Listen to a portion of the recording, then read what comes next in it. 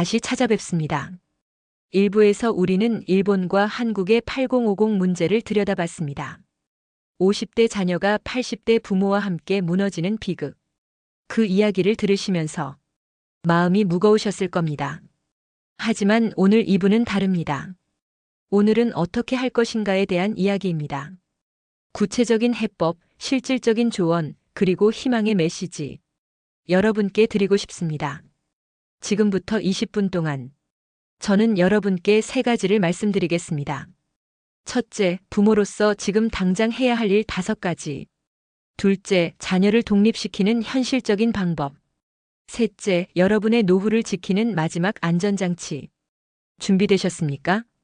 그럼 시작하겠습니다. 먼저 여러분 가정이 8050 위험군에 속하는지 스스로 점검해 보셔야 합니다. 지금부터 제가 드리는 5가지 질문에 솔직하게 답해 보십시오. 질문 1번. 함께 사는 자녀의 나이가 35세 이상입니까? 질문 2번. 그 자녀가 5년 이상 정규직 경험이 없습니까? 질문 3번. 자녀가 최근 6개월 동안 취업 활동을 하지 않았습니까? 질문 4번. 자녀가 하루 대부분의 시간을 방에서 보냅니까? 질문 5번. 여러분의 연금이나 수입으로 자녀의 생활비를 대고 있습니까? 이 5가지 질문 중 3개 이상의 예라고 답하셨다면 여러분 가정은 고위험군입니다. 지금 당장 조치를 취하지 않으면 일본의 세츠코 씨처럼 한국의 순자 씨처럼 10년 후, 20년 후에 똑같은 비극을 맞게 됩니다. 특히 자녀가 방에만 머물고 사회활동을 안 한다면 이미 은둔형 외톨이로 가는 길에 들어선 겁니다. 이건 시간이 지날수록 더 심각해집니다. 1년, 2년, 5년, 10년. 시간이 갈수록 사회 복귀는 더 어려워집니다. 그래서 지금이 중요합니다. 지금 이 순간이 마지막 기회일 수 있습니다. 많은 부모님들이 이렇게 말씀하십니다. 애가 상처받을까봐 말을 못하겠어요. 한 번 더 기회를 주고 싶어요. 나만 참으면 되는데. 아닙니다. 그 참음이 자녀를 망치고 여러분의 노후를 망치고 가족 전체를 파탄으로 몰아갑니다. 지금 당장 하셔야 할 일이 있습니다. 자녀와 진지한 대화를 나누십시오. 감정적으로 하지 마시고 차분하게, 하지만 단호하게. 이렇게 말씀하십시오. 엄마 아빠가 죽으면 너는 어떻게 살 거니? 지금 엄마 연금으로 우리가 먹고 사는데 내가 죽으면 연금이 끊긴다. 그럼 너는 당장 다음 달 집세를 낼 수 있니? 밥값을 낼 수 있니? 병원비를 낼 수 있니? 이건 협박이 아닙니다. 현실입니다. 자녀에게 현실을 직시하게 만들어야 합니다. 부모는 영원하지 않습니다. 여러분이 80대라면 통계적으로 10년 안에 돌아가실 확률이 높습니다. 그 10년 안에 자녀가 자립하지 못하면 자녀는 길거리에 나앉게 됩니다. 사랑한다면 냉정해져야 합니다. 진짜 사랑은 독립시키는 것입니다. 대화를 나눴다면 다음은 계획입니다. 막연하게 독립해라고만 하면 안 됩니다. 구체적인 기한과 목표를 정해야 합니다. 예를 들어봅시다. 1년 안에 정규직을 구하든 안정적인 수입원을 만들어라. 그게 안 되면 2년 안에 이 집을 나가서 독립해라. 내가 독립할 때까지 엄마가 목돈 500만 원을 모아줄게. 그걸로 보증금을 내든 자격증을 따든 창업을 하든 내가 결정해라. 여기서 중요한 건 반드시 지켜야 할 기한을 정하는 겁니다. 다음 달까지, 내년까지 이런 식으로 구체적으로요. 그리고 그 기한이 지나면 진짜로 실행에 옮겨야 합니다. 많은 부모님들이 여기서 무너집니다. 한 번만 더, 이번만 더. 그러다가 10년이 지나갑니다. 자녀는 50대가 되고 부모는 80대가 되고 돌이킬 수 없는 상황이 됩니다. 현실적인 이야기를 해야겠습니다. 여러분의 연금과 재산을 지키셔야 합니다. 자녀를 사랑하는 마음은 이해합니다. 하지만 여러분의 노후가 먼저입니다. 첫째, 통장을 분리하십시오. 자녀가 부모 통장에 접근할 수 있다면 지금 당장 막으십시오. 둘째, 자녀에게 생활비를 줄 때는 정확한 금액을 정하십시오. 필요할 때마다 주는 게 아니라 한 달에 30만 원처럼 명확하게요. 셋째, 절대로 빚을 내서 자녀를 돕지 마십시오. 대출, 카드, 현금 서비스, 친척한테 돈 빌리기. 절대 안 됩니다. 많은 부모님들이 자녀를 위해 빚을 냅니다. 이번만 도와주면 애가 일어설 거야 하고요. 하지만 그 빚은 고스란히 여러분의 노후를 파탄냅니다. 그리고 결국 자녀에게도 빚만 남깁니다. 혼자 해결하려고 하지 마십시오. 이건 전문가의 도움이 필요한 문제입니다. 첫째, 주민센터의 복지 담당자를 찾아가십시오. 여러분과 자녀가 받을 수 있는 복지 혜택이 있는지 확인하십시오.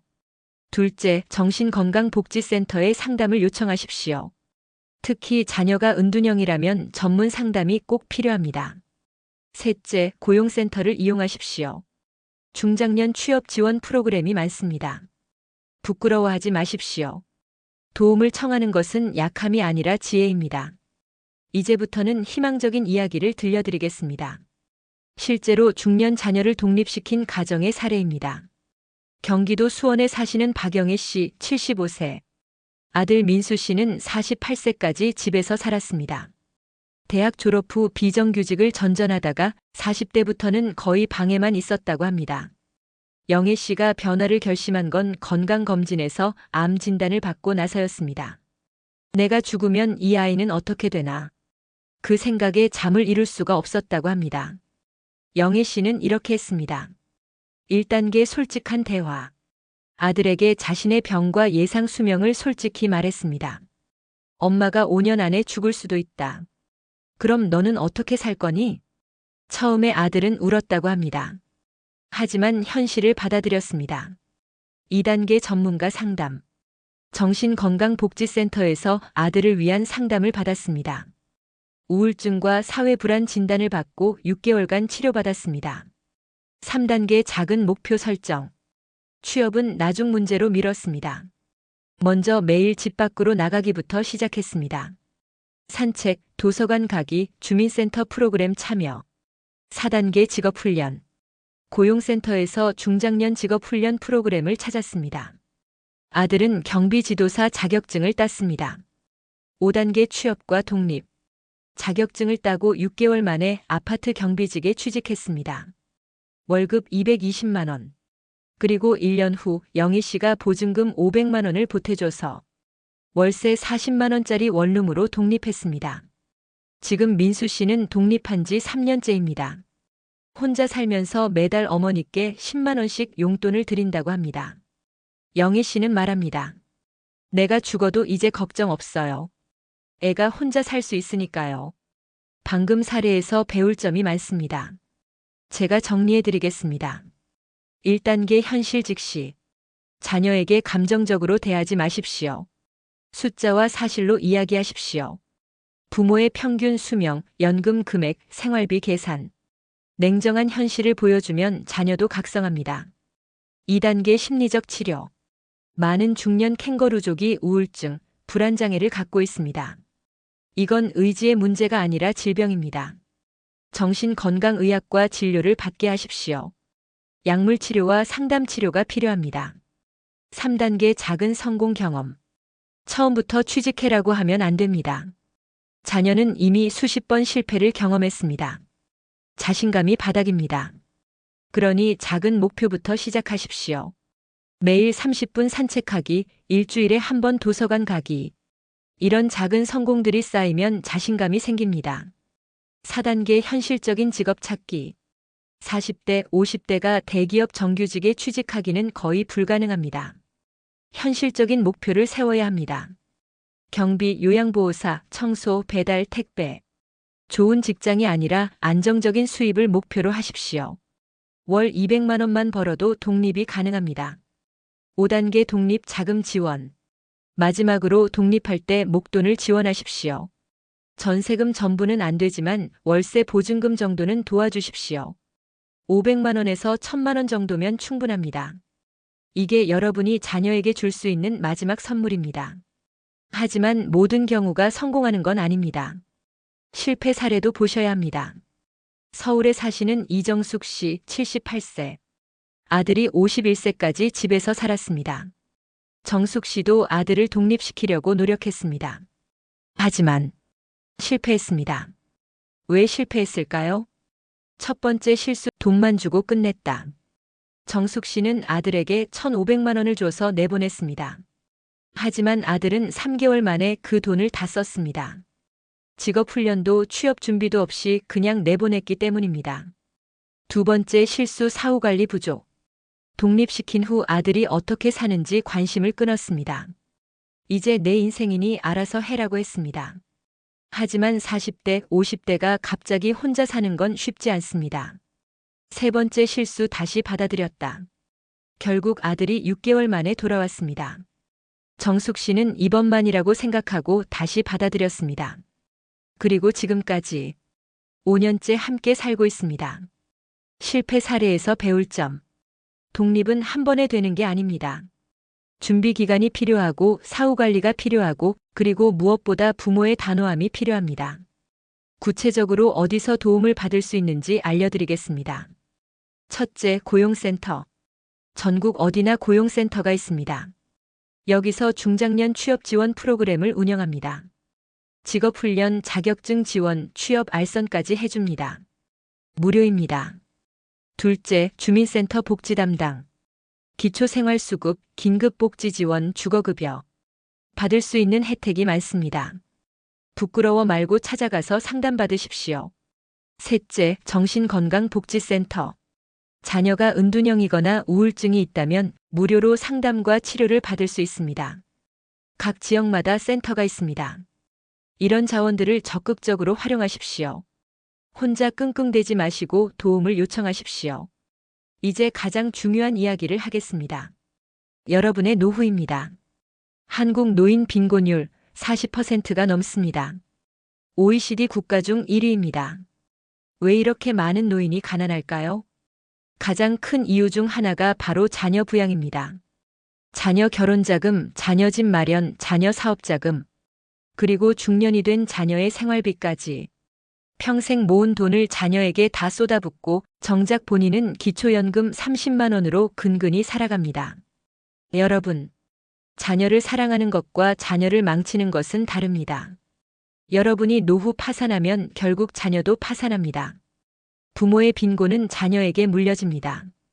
현실적인 숫자를 계산해 봅시다. 여러분이 받는 국민연금이 월 80만 원이라고 칩시다. 배우자가 살아계시면 기초연금은 못 받습니다. 혼자 사시면 기초연금 33만 원 추가. 총 수입 80만 원 배우자 있음 또는 113만 원 혼자. 지출을 계산해 봅시다. 집 관리비 10만 원. 공과금 전기, 수도, 가스 7만 원. 통신비 5만 원. 식비 30만 원. 의료비 10만 원. 교통비 5만 원. 기타 10만 원. 총 지출 77만 원. 혼자 사시면 한 달에 36만 원 남습니다. 배우자와 함께 사시면 3만 원밖에 안 남습니다. 여기에 자녀까지 부양한다면 한 달에 최소 50만 원 적자입니다. 이 적자를 어떻게 메웁니까? 저축을 까먹거나 빚을 내거나 자식에게 손을 벌리거나 결국 노후 파산으로 직행합니다. 여러분이 반드시 해야 할 일, 자녀와 재정적 경계선을 긋는 것입니다. 첫째, 통장 분리. 이미 말씀드렸지만 다시 한번 강조합니다. 여러분의 연금 통장에 자녀가 접근하지 못하게 하십시오. 공인인증서, 비밀번호, 통장, 카드 모두 여러분만 관리하십시오. 둘째, 금액 한도 설정. 자녀에게 생활비를 주더라도 명확한 한도를 정하십시오. 한 달에 30만 원까지, 일주일에 7만 원까지. 그 이상은 절대 주지 마십시오. 셋째, 부동산 증여 금지. 자녀가 집을 내 이름으로 해달라고 하면 거절하십시오. 집은 여러분의 마지막 안전장치입니다. 자녀에게 증여하면 나중에 되찾을 수 없습니다. 많은 부모님들이 자녀 이름으로 집을 넘깁니다. 그리고 나중에 자녀가 그 집을 팔아버리거나 심지어 부모를 쫓아내는 경우도 있습니다. 집은 절대로 넘기지 마십시오. 마지막으로 비상시를 대비하십시오. 첫째, 비상 연락망 만들기. 자녀 말고 연락할 수 있는 사람을 확보하십시오. 친구, 친척, 이웃, 복지사. 혹시 모를 응급 상황에 도움을 청할 수 있어야 합니다. 둘째, 유언장 작성. 법적으로 유효한 유언장을 작성하십시오. 여러분의 재산을 어떻게 처리할지 명확히 하십시오. 그래야 자녀 간 분쟁도 막고 여러분 뜻대로 집행됩니다. 셋째, 후견인 지정. 만약 치매나 중병에 걸려 판단력을 잃으면 누가 여러분을 대신해서 결정을 내릴지 미리 정하십시오. 성년 후견 제도를 활용하십시오. 이 모든 것들이 여러분의 마지막 존엄을 지키는 방법입니다. 여러분, 지금 이 방송을 들으시면서 혹시 이런 생각하고 계시지 않습니까? 내가 제대로 못 키워서 이렇게 된 거야. 내가 더 열심히 벌었으면 애가 이러지 않았을 텐데. 내 탓이야, 다 내 탓이야. 아닙니다. 여러분 잘못이 아닙니다. 1997년 IMF 외환위기, 2008년 글로벌 금융위기, 2020년 코로나 팬데믹, 이 30년 동안 대한민국은 계속 위기였습니다. 일자리는 줄었고 집값은 올랐고 물가는 치솟았습니다. 이건 개인의 잘못이 아니라 시대의 비극입니다. 여러분이 자식을 사랑하지 않아서가 아닙니다. 여러분이 게을러서가 아닙니다. 여러분이 무능해서가 아닙니다. 오히려 여러분은 너무 열심히 사셨습니다. 자식 대학 보내려고 밤낮 없이 일하셨습니다.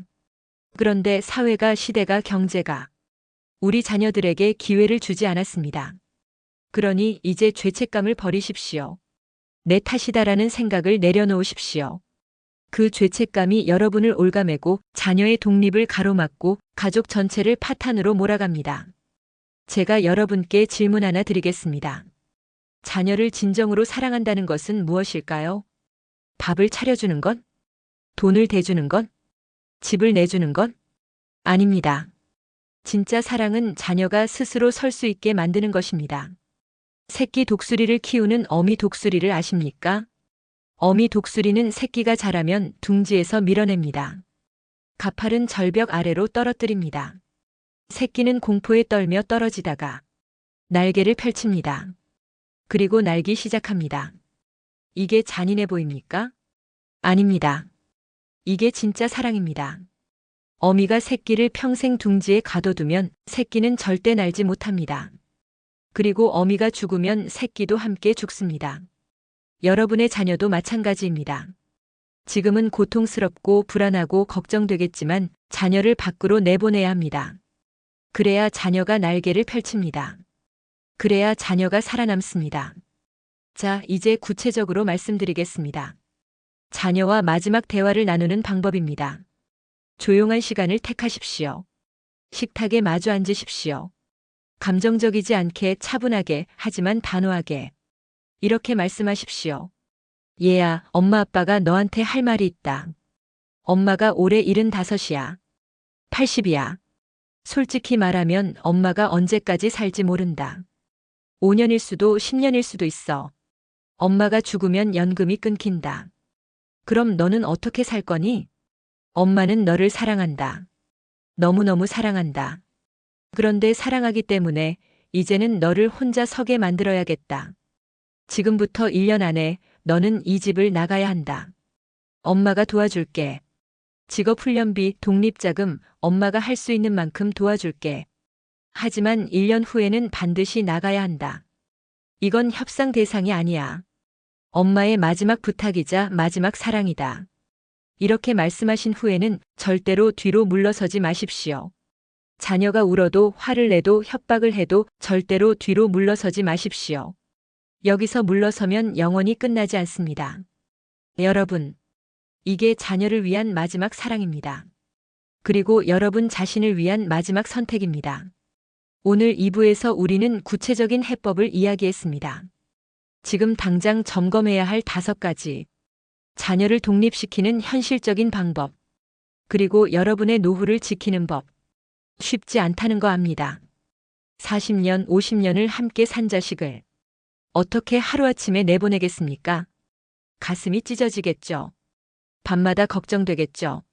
하지만 여러분, 지금 하지 않으면 10년 후에는 더 늦습니다. 자녀가 60대가 되고 여러분이 90대가 되면 그때는 정말로 손쓸 방법이 없습니다.